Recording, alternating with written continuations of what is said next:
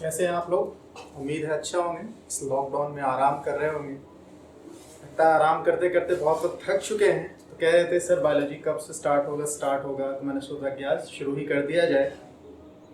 तो एक क्लास हमने शायद अपने लिया था 12th क्लास, जब हम लोग स्टार्ट कर रहे थे और काफ़ी कम बच्चे थे उस दिन। तो मैं सोच रहा हूँ कि आज शुरू से फिर से इस चैप्टर को शुरू किया जाए, ताकि क्योंकि हमने जब फर्स्ट क्लास लिया था तो बहुत कम बच्चे उस दिन प्रेजेंट थे।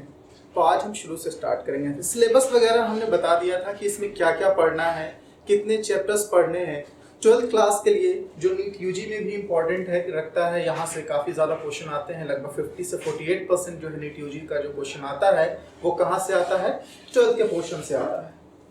तो हम बात कर रहे थे कि हमने सिलेबस की बात की थी कि टोटल लगभग 16 चैप्टर्स पढ़ने हैं हमें किसके अंदर, 12th के अंदर, जिसमें हमने बताया था ये टोटल 16 चैप्टर जो है हमारे 5 यूनिट में बटे हुए हैं।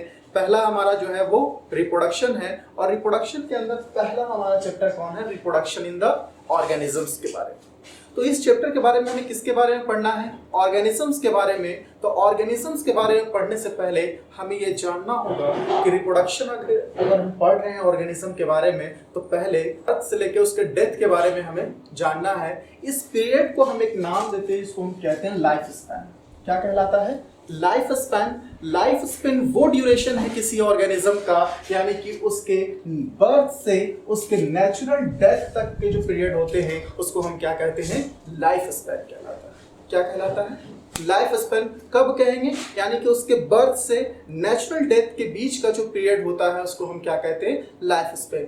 इसका ये कतई मतलब नहीं कि आपने उठाया किसी को चाकू मार दिया, बोले बस तुम्हारे जीने का हक इतना ही था, मर जाओ, तुम्हारा लाइफ स्पैन इतना ही है। ऐसा नहीं। मैंने एक टर्म यूज किया यहाँ पर, नेचुरल डेथ, यानी कि जब नेचर उसको उठाती है, यानी कि जब नेचर उसको मारना चाहेगा तभी वो मरे, उसके लिए उस ड्यूरेशन को हम क्या कहते हैं? Life span. एक्सेप्शंस को हम भूल जाएं, क्योंकि बायोलॉजी में ऐसी चीज़ें बहुत आती है जो आप अगर पूरी तरह से उसको देखा जाए तो सेटिस्फाइड नहीं होता, क्योंकि कोई पहले भी मर जाता है, नेचुरल डेथ से ही मरता है। लेकिन अमूमन हम देखते हैं कि अगर एक ह्यूमन की हम बात करते हैं तो एवरेज उसकी लाइफ साइकिल, हम लोग लाइफ स्पैन जानते हैं कितना होता है? 60 ईयर्स होता है कि नहीं होता है?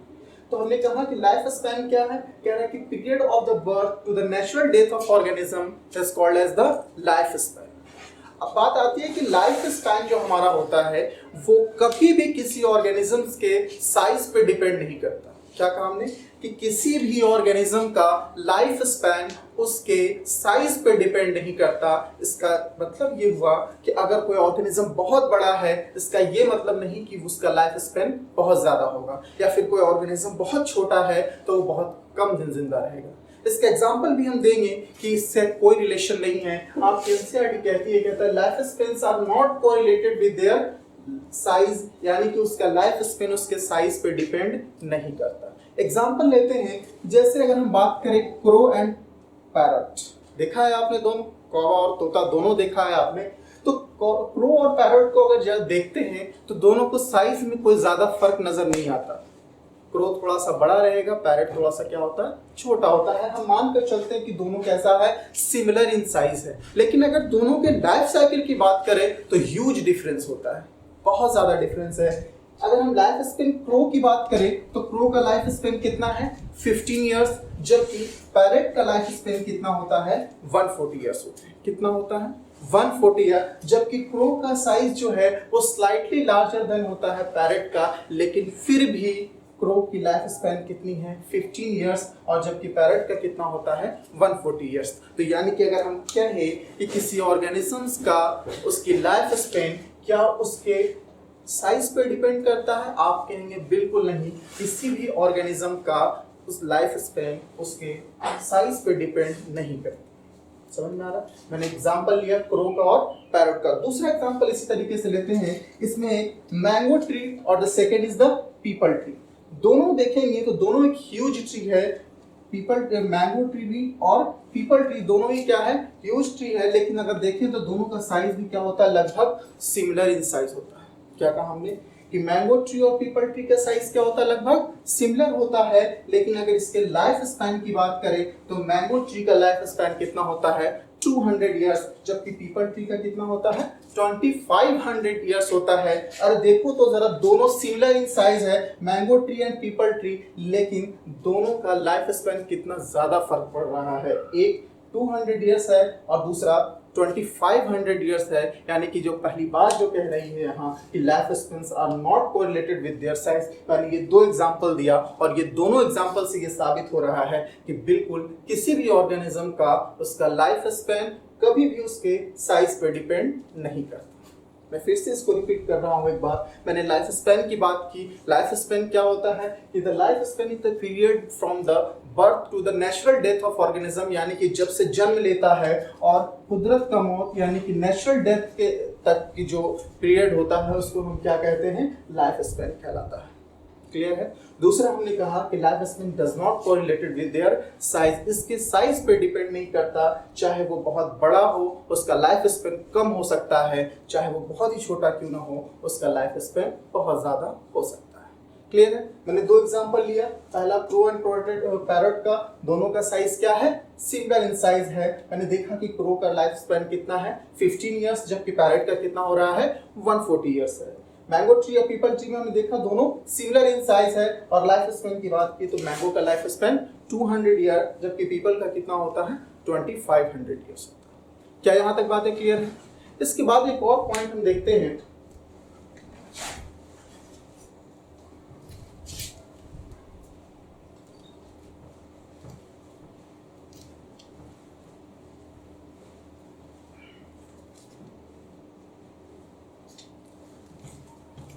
यानी कि हम लाइफ स्पेन की बात कर रहे थे कि हर एक ऑर्गेनिज्म अगर पैदा हुआ है तो वो मरेगा भी एक दिन, यानी कि बर्थ हुआ है तो वो मरना भी है। लेकिन ये बात हर जगह वैलिड नहीं है। कुछ ऑर्गेनिज्म ऐसे भी हैं जिनका हमने देखा है कि उसकी डेथ नहीं होती है। ठीक है, मैंने देखा है कि कुछ में क्या होता है, डेथ नहीं होता है। मैंने कहा कि what ever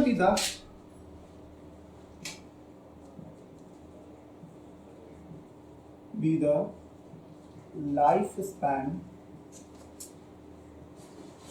of an organism,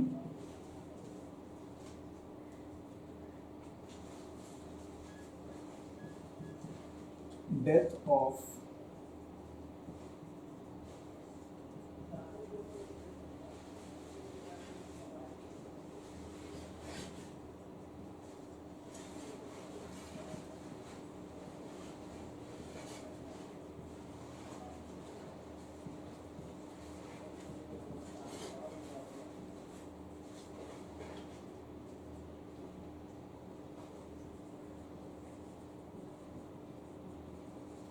क्या कहा हमने कि whatever be the life span of an organism, death of every organism is certain except for the single cell organism। यानी कि कोई भी ऑर्गेनिज्म कितना भी बड़ा हो, कितना भी छोटा हो, या फिर उसका लाइफ स्पेन कितना भी ज्यादा हो, कितना भी कम हो, उसको एक दिन मरना तय है। whatever be the life span, चाहे वो 10 दिन जिंदा रहता हो या फिर उसका लाइफ स्पेन 2500 साल क्यों ना हो, मरना तो एक दिन उसको है ही है। लेकिन कुछ ऑर्गेनिजम्स ऐसे हैं, मैंने कहा कि except for the single cell organism, यानी कि जो सिंगल सेल से बने हैं, क्या कहा हमने, सिंगल सेल, यानी कि यूनिसेलुलर ऑर्गेनिजम्स के डेथ नहीं होते। आप कहें कि ये कैसे मुमकिन है कि कोई भी ऑर्गेनिज्म ना मरे, चाहे वो, मैं आपने पहले ही कहा कि चाहे वो कुछ भी लाइफ स्पैन हो उसका, मरना एक दिन तय है। तो यूनिसेलुलर ऑर्गेनिजम्स कैसे जिंदा रह सकते हैं। एक एग्जांपल लेते हैं, मान लो मैंने एक एग्जांपल लिया अमीबा का। आपको पता है कि अमीबा का कोई फिक्स साइज नहीं होता। क्या लिया हमने, ये अमीबा का लिया।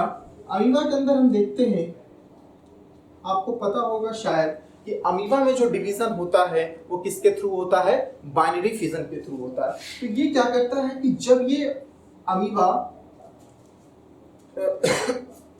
छोटा रहता है, धीरे धीरे क्या होता है, अपने साइज को बढ़ाता है और ये कब मैच्योरिटी में जब पहुंच जाता है, कब अमीबा जब फुल्ली मैच्योर हो जाता है, तो ये अमीबा का जो पेरेंट सेल है ये डिवाइड कर जाते हैं और डिवाइड कर कर क्या बना देते हैं, दो डॉटर सेल बना देते हैं। क्या बना देते हैं, ये वाला क्या है, पेरेंट है और ये पेरेंट किस में चेंज कर जाते हैं, डॉटर में। अब क्या हुआ, मैंने कहा कि एक सिंगल ऑर्गेनिज्म यानी कि पेरेंट जो है वो मैच्योर होता है और मैच्योर होकर क्या हो गया, डिवाइड कर कर दो डॉटर ऑर्गेनिज्म में चेंज कर गया। जब ये दो डॉटर ऑर्गेनिज्म में चेंज कर जाता है तो ये पेरेंट ऑर्गेनिज्म जो है वो डिसअपियर हो जाते हैं, यानी कि यही पेरेंट ऑर्गेनिज्म डिवाइड कर कर क्या बना दिया, डॉटर ऑर्गेनिज्म। जब ये डॉटर ऑर्गेनिज्म में चेंज किया तो पहले ये मैच्योर था, हो सकता था कुछ दिन में डेथ कर जाता, लेकिन उससे पहले ही क्या कर दिया, इसने डिवीजन कर दिया। और डिवीजन करने की वजह से क्या हो गया, ये नए ऑर्गेनिज्म फिर से बन गए और ये लगातार इसी तरीके से यहाँ डिवीजन होता रहता है, फिर ये चेंज करते रहता है। यानी कि हम ये डिफाइन ही नहीं कर पाते कि अमीबा कभी मर रहा है या नहीं मर रहा। इसीलिए हम कहते हैं कि यूनिसेलुलर ऑर्गेनिजम्स जो होते हैं वो क्या होता है, इमॉर्टल होते हैं, ये मरता नहीं है। क्या बात समझ में आ रही कि कैसे ये नहीं मरता? मैंने कहा कि हर एक ऑर्गेनिज्म जिसकी लाइफ स्पैन है वो एक दिन मरेगा ही मरेगा, except for the single cell organism. कैसे यूनिसेलुलर ऑर्गेनिजम्स डेथ नहीं कर रहे, बात समझ में आ रही है? क्योंकि यहाँ पर जो अमीबा हमने एक एग्जांपल लिया, क्योंकि आपको पता है कि अमीबा यूनिसेलुलर ऑर्गेनिज्म है और अमीबा ने डिवाइड किया और डिवाइड कर कर दो डॉटर सेल्स में चेंज कर गए। अरे ये मरता उससे पहले ही तो डिवीजन कर गया, जब डिवाइड कर गया तो ये दो डॉटर सेल्स में चेंज कर गए और डॉटर सेल्स में चेंज करने की वजह से क्या हुआ, यहाँ पर इसका डेथ हमें पता ही नहीं चला। यानी कि यूनिसेलुलर ऑर्गेनिज्म के अंदर डेथ होता ही नहीं। क्लियर है? हमने ये सारी चीजें देखी रिप्रोडक्शन के अंदर। कुछ ऑर्गेनिजम्स के एनसीईआरटी में आपके पेज नंबर 4 या 5 पे दिया रखा है, आई थिंक पेज नंबर 4 पे कुछ ऑर्गेनिजम्स के लाइफ स्पैन दिए रखे हैं आपको और कुछ ऑर्गेनिज्म के नहीं दिए रखे। मैं दोनों की बात करूंगा जिसका उसने दिया रखा है, यानी कि सिर्फ फोटो बना दिया है उसने और उसके नीचे ब्लैंक छोड़ दिया है। एनसीईआरटी ने शायद आपको खुद से करने के लिए दिया, लेकिन अभी तक हमने जितने भी देखा है, चाहे वो नीट का क्वेश्चन हो, नीट का प्रीवियस ईयर, चाहे नीट का आप क्वेश्चन उठाकर देख लीजिए पिछले 30 सालों का, कभी भी इस लाइफ स्पैन से क्वेश्चन नहीं आया। चाहे आप अपने बोर्ड एग्जाम में देख लें, फिलहाल तो मुझे दिखाई नहीं दिया है, लेकिन फिर भी एहतियातन आप पढ़ लीजिएगा, शायद आपकी किस्मत खराब हो तो पूछ दे आपसे। क्या बात समझ में आ रही है? तो हमने कहा कि यहाँ पर कुछ ऑर्गेनिजम्स के दिए रखे हैं, मैंने 2 पार्ट में डिवाइड किया। जो ऊपर के 5 हैं वो क्या है, इसको लाइफ स्पैन एनसीईआरटी ने दिया रखा है और बाकी के जो नीचे 9 हैं उनके लाइफ स्पैन उन्होंने ब्लैंक छोड़ दिया है। आप अपने एनसीईआरटी में उसको भर लीजिएगा, फिल कर लीजिएगा जो जो मैं बता रहा हूँ। पहला बटरफ्लाई के बारे में बताया कि बटरफ्लाई की लाइफ स्पैन कितनी होती है, लगभग 1 to 2 वीक्स होता है। कितना होता है बटरफ्लाई का लाइफ स्पैन?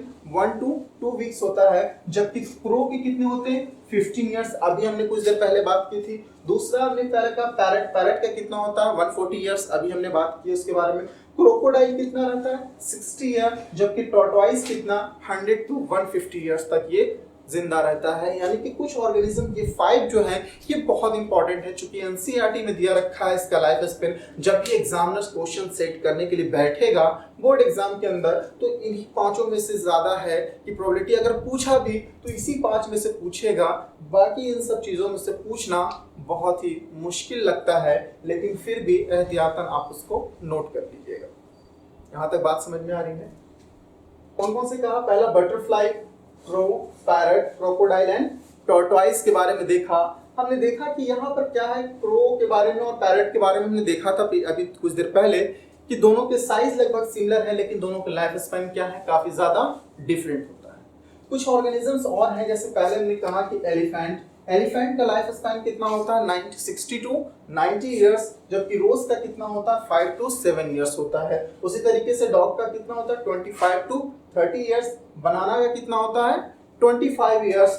कॉक का 20 to 25 एंड हॉर्स का कितना होता है? 60 ईयर्स होते हैं। जबकि फ्रूट फ्लाई के कितने होते हैं? 2 वीक्स होता है। राइस प्लांट का कितना होता है? 3 to 4 months and the banyan tree का कितना होता है? 200 to 300 ईयर्स। इन सब चीजों में ये 5 जो है आपका इंपॉर्टेंट है, आप इसको तो जरूरी याद रखिएगा। इसमें भी आप एक फ्रूट फ्लाई को और बनियन ट्री को जरूर याद रखना, क्योंकि ये दोनों पूछ सकते हैं, क्योंकि अक्सर कई जगह यूज होता है फ्रूट फ्लाई और बनियन ट्री के बारे में। ये अक्सर क्वेश्चंस आ सकते हैं आपको, तो अगर याद रखना है इसमें से तो फ्रूट फ्लाई और बनियन ट्री को आप ध्यान रखिएगा, और बाकी वो 5 और 2 7 आपको टोटल याद रखना। टोटल 20 शायद 14 दिए रखे हैं लाइफ स्पेन। इस 14 में से आपको 7 याद रखिएगा, 7 को आप ध्यान ना रखें तब भी मेरे ख्याल से काम चल जाएगा। क्या यहाँ तक बात समझ में आ रही है? हम पढ़ रहे थे इस चैप्टर के अंदर, हमने कहा था कि रिप्रोडक्शन इन द ऑर्गेनिज्म। उससे पहले हमने देखा लाइफ स्पैन के बारे में। अब हम बात करते हैं कि एक्चुअली रिप्रोडक्शन होता क्या है। ठीक है, तो नेक्स्ट टॉपिक हमारा क्या है? रिप्रोडक्शन।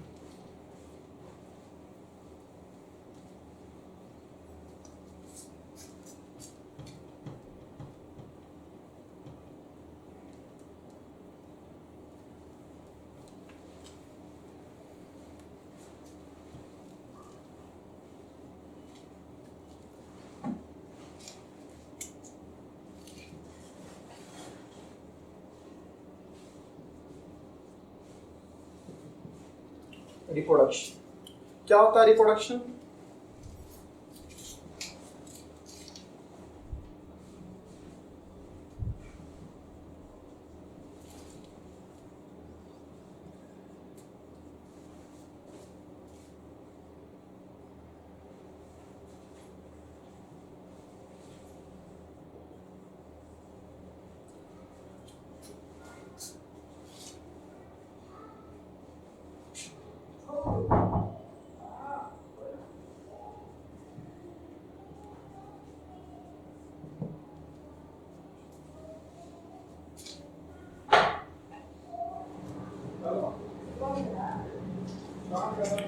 तो हमने कहा रिप्रोडक्शन के बारे में क्या होता है कि the production of new organism और offspring similar to the itself, यानी कि अगर कोई ऑर्गेनिज्म क्या कर रहा है, कोई नए ऑर्गेनिज्म को प्रोड्यूस करता है, क्या करता है? न्यू ऑर्गेनिज्म को प्रोड्यूस करता है, और वो न्यू ऑर्गेनिज्म कैसा होना चाहिए? सिमिलर टू इटसेल्फ, या फिर कह दो कि सिमिलर टू द पेरेंट। किसके होनी चाहिए? पेरेंट के अगर सिमिलर होता है तो इस प्रोसेस को हम क्या कहते हैं? रिप्रोडक्शन। आपकी एनसीईआरटी कहती है कि reproduction is a biological process. कैसा होता है ये? Biological process. क्या है ये? रिप्रोडक्शन एक बायोलॉजिकल प्रोसेस है, और इस बायोलॉजिकल प्रोसेस के अंदर क्या होता है कि ऑर्गेनिज्म रिप्रोड्यूस करते हैं, और रिप्रोडक्शन के थ्रू क्या करता है कि नए ऑर्गेनिज्म का प्रोडक्शन करते हैं, और वो नया ऑर्गेनिज्म अपने पेरेंट ऑर्गेनिजम्स के सिमिलर होता है। मैंने कहा सिमिलर होता है, सेम नहीं, यानी कि करीब करीब उसके जैसा होता है, एग्जैक्ट नहीं होता। हाँ, वो अलग बात है कि जब हम दो तरह के रिप्रोडक्शन हम पढ़ेंगे, सेक्सुअल रिप्रोडक्शन और एसेक्सुअल रिप्रोडक्शन, तो वहाँ हम देखेंगे कि एसेक्सुअल रिप्रोडक्शन के अंदर जो ऑर्गेनिज्म बनते हैं, यानी कि जो न्यू ऑर्गेनिज्म या ऑफस्प्रिंग बनता है, वो एग्जैक्ट कॉपी होता है अपने पेरेंट का। हमने रिप्रोडक्शन हम दोनों को कॉमन लेके कर रहे हैं, इसलिए हमने डिफाइन किया है कि reproduction is the process by which the new organism और offspring produce similar to itself, यानी कि पेरेंट के जैसा अगर बनता है तो उसको हम क्या कहते हैं? रिप्रोडक्शन कहते हैं। रिप्रोडक्शन क्या होता है? बायोलॉजिकल प्रोसेस होते हैं। क्या होता है ये? बायोलॉजिकल प्रोसेस होता है। फिर कहता है reproduction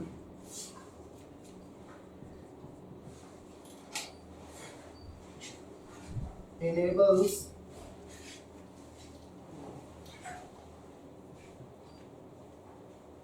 the continuity of generation after generation, यानी कि एक जनरेशन से नेक्स्ट जनरेशन के अंदर, यानी कि एक जनरेशन से दूसरे जनरेशन में जो स्पीसीज की कंटिन्यूटी है वो कौन बनाए रखता है? रिप्रोडक्शन। अगर रिप्रोडक्शन ना हो तो किसी भी ऑर्गेनिज्म के अंदर उसका जनरेशन आगे नहीं बढ़ सकता है, यानी कि जनरेशन को बढ़ाने के लिए रिप्रोडक्शन की ज़रूरत होती है, यानी कि स्पीशीज को बढ़ाने के लिए, एक जनरेशन से दूसरे जनरेशन में जाने के लिए किसकी ज़रूरत पड़ती है? रिप्रोडक्शन की जरूरत पड़ती है। तो रिप्रोडक्शन के थ्रू क्या बनता है? ऑफस्प्रिंग बनते हैं। क्या बनता है? ऑफस्प्रिंग। ये ऑफस्प्रिंग क्या करते हैं?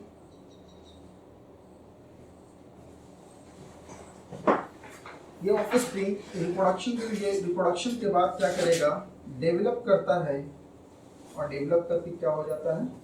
मैच्योर होगा।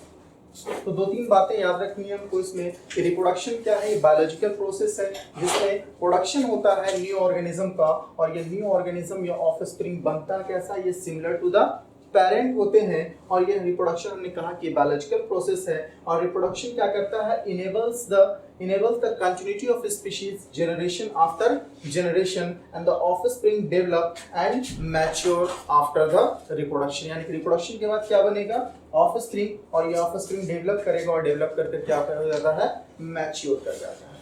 ठीक है, तो ये रिप्रोडक्शन के बारे में कुछ 2-4 बातें हैं, उसको ध्यान रखिएगा। नेक्स्ट हम देखते हैं कि टाइप्स ऑफ रिप्रोडक्शन के बारे में।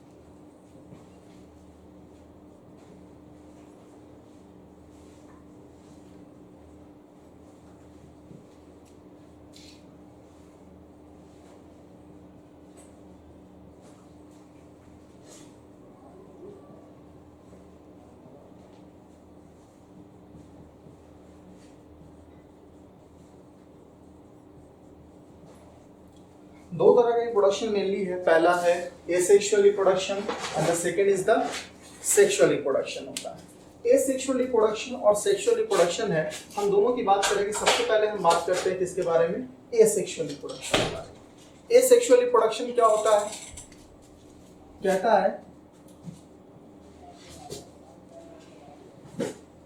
Production of new organism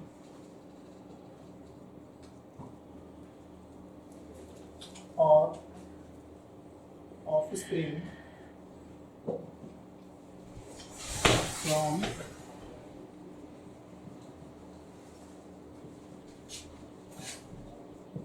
of new organism or offspring from the single parent with or without the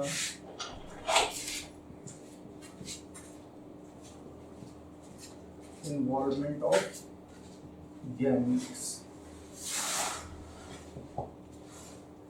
तो एसेक्सुअल रिप्रोडक्शन के बारे में हमने क्या कहा कि एसेक्सुअल रिप्रोडक्शन वैसा रिप्रोडक्शन है जिसमें इसमें सिंगल पेरेंट की जरूरत पड़ती है। क्या कहा हमने, सिंगल पेरेंट, यानी कि प्रोडक्शन ऑफ न्यू ऑर्गेनिज्म और offspring from the single parent with और without the involvement of the gamete. ये सबसे कंफ्यूजिंग पॉइंट है, कई बच्चे कंफ्यूज रहते हैं और अक्सर ये सवाल पूछते हैं कि सर यहाँ पर तो एक ही पेरेंट है, गैमेट्स का इन्वॉल्वमेंट कैसे हो सकता है। मैंने कहा कि हो सकता है कि कोई ऑर्गेनिज्म बाइसेक्सुअल है, वो दो गैमेट्स तो प्रोड्यूस कर रहे हैं, यानी कि एक तो है वो सिंगल पेरेंट तो सिंगल है, लेकिन हो सकता है वो बाइसेक्सुअल ऑर्गेनिज्म है, उसमें गैमेट तो आ रहा है, एक गैमेट ये है, दूसरा गैमेट ये है, दोनों आपस में आ तो जरूर रहे हैं लेकिन ये फ्यूज नहीं कर रहा है, यानी कि फर्टिलाइजेशन क्या हो रहा है, यहाँ पर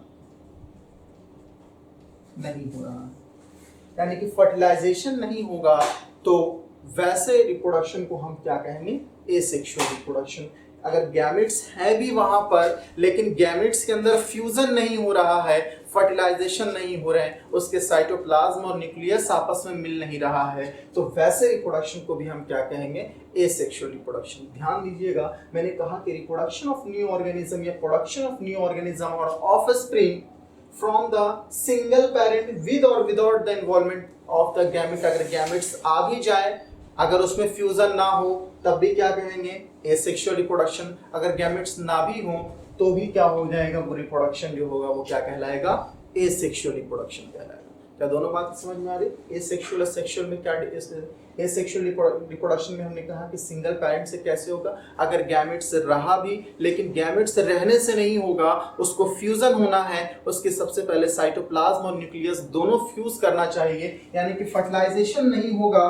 तो जब तक फर्टिलाइजेशन नहीं होगा तब तक इसमें एसेक्सुअल रिप्रोडक्शन ही होगा। अगर फर्टिलाइजेशन हो गया दोनों गैमेट्स में तब ये एसेक्सुअल रिप्रोडक्शन नहीं होगा। ये एनसीईआरटी आपकी पॉइंट कहता है, एनसीईआरटी के अंदर पॉइंट लिखा है कि विद और without the involvement of the gametes. Clear है बातें? तो हमने कहा कि ये सेक्सुअल रिप्रोडक्शन क्या है? The production of new organism और offspring from the single parent with और without the involvement of the gametes की वजह से अगर जो पेरेंट जो ऑफस्प्रिंग नया बनता है उसको हम क्या कहते हैं? एसेक्सुअल रिप्रोडक्शन कहते हैं। यहाँ तक बातें क्लियर है? इसके बाद हम देखेंगे एसेक्सुअल रिप्रोडक्शन के अंदर टाइप्स ऑफ एसेक्सुअल रिप्रोडक्शन। कई तरह के एसेक्सुअल रिप्रोडक्शन होता है, इसमें से हम पहला हम देखते हैं। इसमें एक चीज और इसमें सबसे इंपॉर्टेंट चीज है, बता दूं मैं, कि इससे जो बनता है एसेक्सुअल रिप्रोडक्शन से जो ऑर्गेनिजम्स बनते हैं, the organisms, the new organisms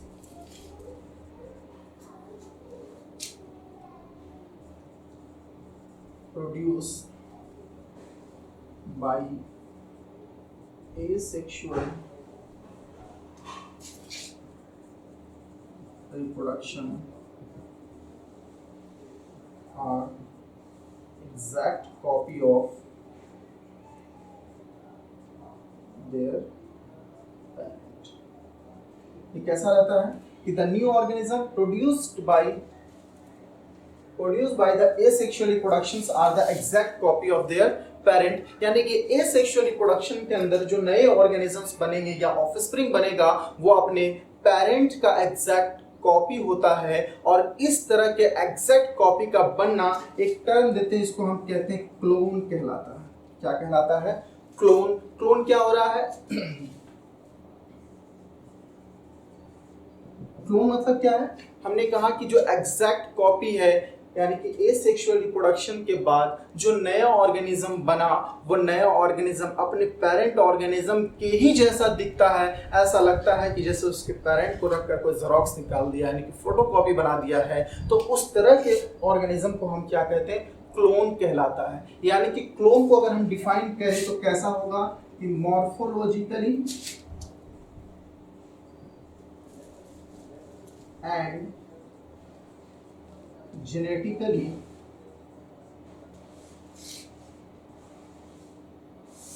similar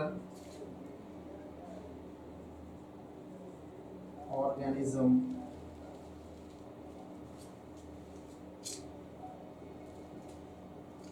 clone क्या है कि morphologically and the genetically similar organism को हम क्या कहते हैं?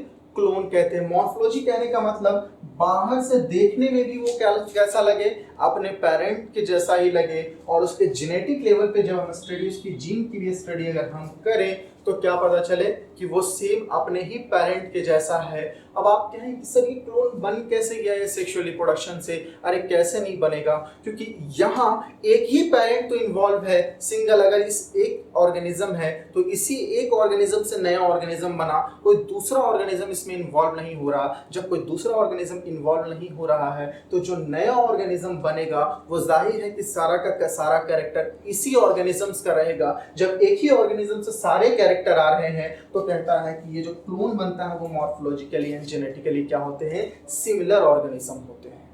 क्लियर बात समझ में आ रही है कि क्लोन क्या है? Morphologically and genetically similar organism होता है। यानी कि बाहर से देखने पर और उसके अंदर जेनेटिक लेवल पे दोनों देखेंगे तो जो ऑफस्प्रिंग बनेगा वो कैसा होगा?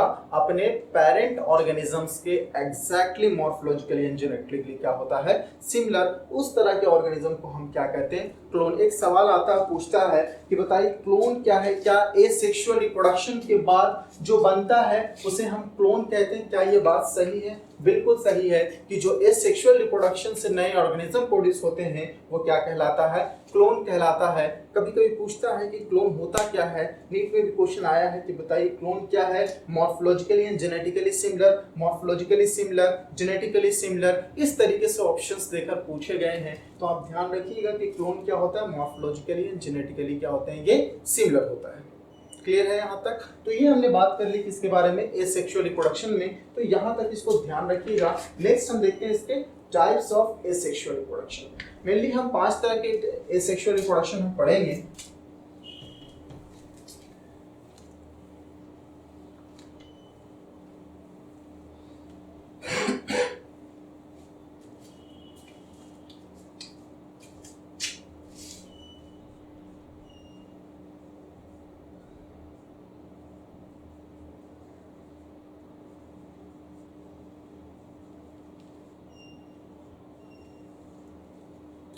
टाइप्स ऑफ एसेक्सुअल रिप्रोडक्शन, ठीक है। पहला हम इसमें देखते हैं बाइनरी फ्यूजन। क्या होता है बाइनरी फ्यूजन। दूसरा हम देखेंगे budding.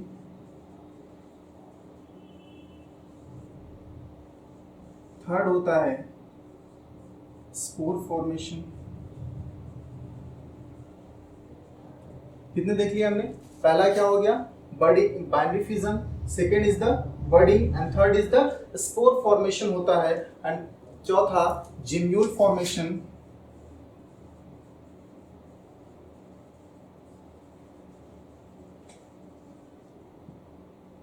And the fifth is the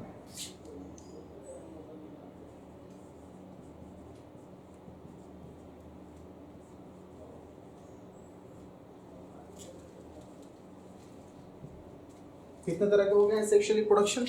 पहला है binary fission, second is the budding and third one is the spore formation, gemmule formation and the last one is the vegetative propagation.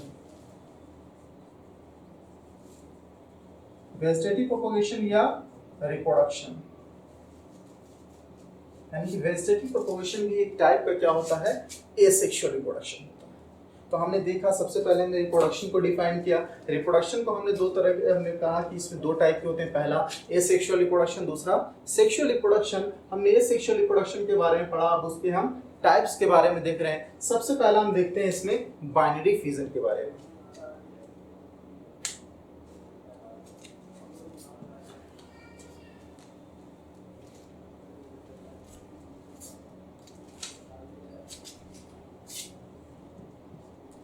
Binary fusion, binary fusion किस में होता है? ये unicellular organism.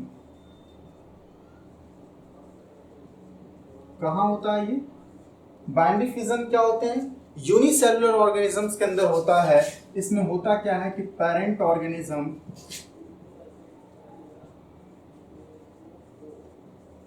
Divided into the two equal halves. क्या होते हैं ये? Two equal half में क्या होते हैं? ये डिवाइड कर जाता है। तो मैंने कहा कि कहाँ बाइनरी फ्यूजन्स कहाँ होते हैं? यूनिसेलुलर ऑर्गेनिजम्स के अंदर होता है। इसमें पेरेंट ऑर्गेनिज्म क्या करेंगे? डिवाइड कर जाता है, और डिवाइड करके क्या होते हैं? टू इक्वल हाफ में डिवाइड कर जाता है। तो इस प्रोसेस को हम क्या कहते हैं? बाइनरी फ्यूजन कहलाता है। और इसका बहुत एक अच्छा एग्जाम्पल है, आप पहले भी पढ़ चुके हैं, अमीबा। पैरामीशियम के अंदर भी होता है, इसके अंदर होता है पैरामीशियम के अंदर। ये क्या होता है? Binary fusion. और बाइनरी फ्यूजन के जरिए क्या करते हैं? ये डिवाइड कर जाता है, और डिवाइड कर कर एक सिंगल पेरेंट जो है वो डिवाइड कर कर किसमें? टू इक्वल हाफ्स में डिवाइड कर जाता है। इस प्रोसेस को हम क्या कहते हैं? Binary fusion. तो बाइनरी फ्यूजन में क्या क्या ध्यान रखने वाली बात है? सबसे पहला ध्यान रखना है कि बाइनरी फ्यूजन कहाँ होता है? सिंगल सेल ऑर्गेनिज्म यानी कि यूनिसेलुलर में होता है। इसके पेरेंट ऑर्गेनिज्म डिवाइड करते हैं, और डिवाइड कर कर टू इक्वल हाफ्स में चेंज कर जाता है। इसके एग्जाम्पल्स याद रखिएगा, अमीबा और पैरामीशियम। एक अमीबा का एग्जाम्पल आपके एनसीईआरटी में भी डायग्राम में भी दिया हुआ है, वो देखते हैं।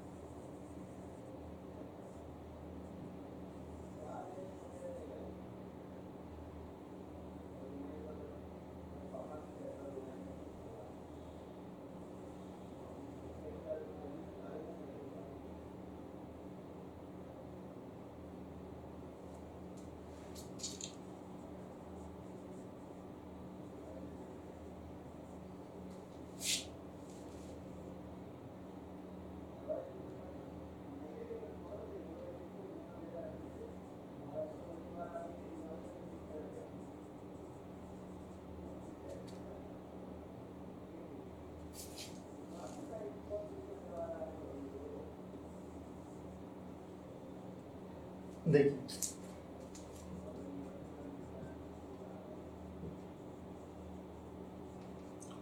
तो हमने कहा बाइनरी फ्यूजन की हम बात कर रहे थे। बाइनरी फ्यूजन में हमने एक एग्जांपल लिया है अमीबा के अंदर। तो अमीबा में क्या हो रहा है कि अमीबा का एक सेल अपने ये जब मैच्योर हो जाता है, तो मैंने कहा कि जब यूनिसेलुलर ऑर्गेनिज्म मैच्योर हो जाते हैं तो वो क्या होता है, डिवाइड कर जाता है। तो ये मैच्योर हो गया और अपने न्यूक्लियस को क्या किया इसने, एनलार्ज कर दिया। जब ये न्यूक्लियस एनलार्ज होता है तो उसमें एक प्रोसेस होता है जिसको हम कहते हैं कैरियोकाइनेसिस। क्या कहलाता है वो, कैरियो का मतलब होता है न्यूक्लियस एंड काइनेसिस का मतलब क्या होता है, डिवीजन, यानी कि डिवीजन ऑफ न्यूक्लियस।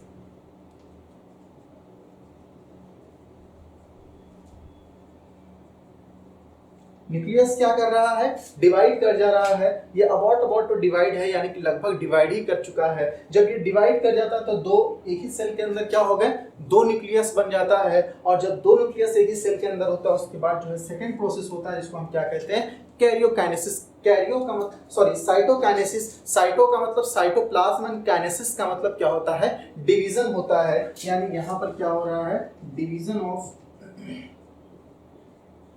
साइटोप्लाज्म।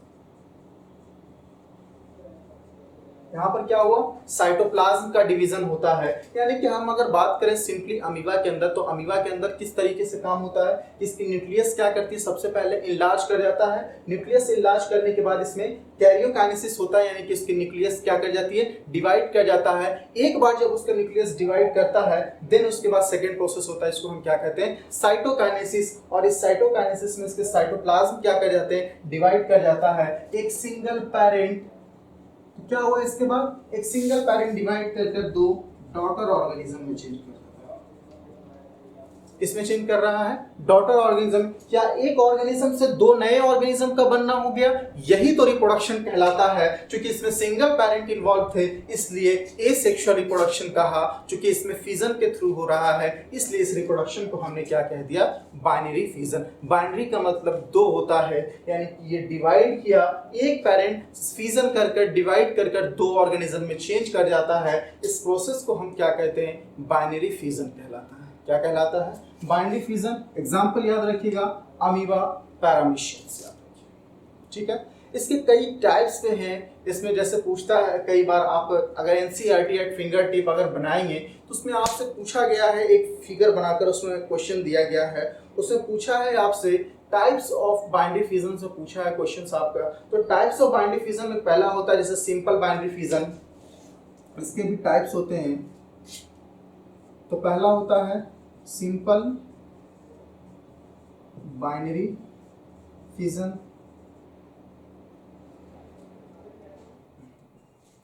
दूसरा होता है transverse binary fission, third is the longitudinal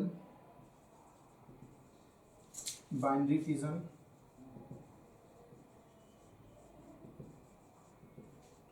and the fourth one is multiple fission.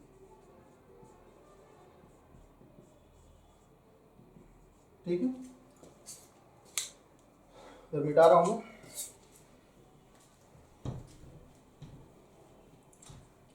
तो हमने टाइप्स ऑफ बाइनरी फिजन देखा। टाइप्स ऑफ बाइनरी फिजन में पहला देखा हमने simple binary fission, transverse binary fission, longitudinal binary fission and the multiple fission है।